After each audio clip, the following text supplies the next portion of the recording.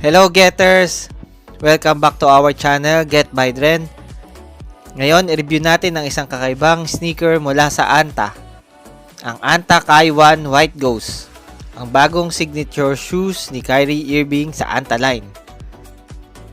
Napakagandang disenyo, nakahawig ng Kyrie 1 Black Knight. Ginawa ito para makuha ang parehong pares para perfect ang pagka-match nila bilang complementary set ng basketball sneakers. Ang bagong Anta Kai 1 White Ghost ni Kyrie Irving ay may puting upper na nagbibigay ng malinis at preskong aesthetic. Malakas ang dating nito, saktong akma para sa mga gusto ng monochromatic style na nakafocus sa white colorway. Ang harap ng shoe at exterior ng dila ay may logo ni Kyrie at Anta na may maliliit na silver accents.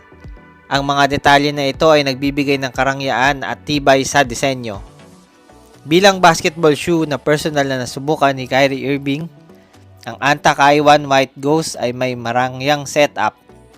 Ang midsole ay gamit ang full-length nitrogen technology para sa mahusay na cushioning at shock absorption habang naglalaro.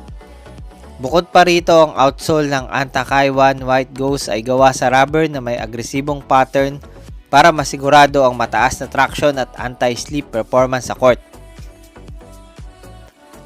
Sa kabuuan, ang Anta Kai 1 White Ghost ay hindi lang pambato sa looks, kundi pati sa performances.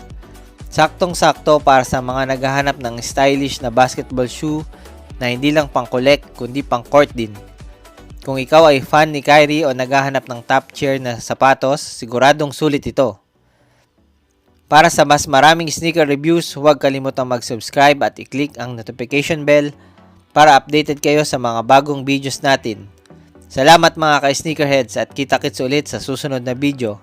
Have a good day and God bless everyone.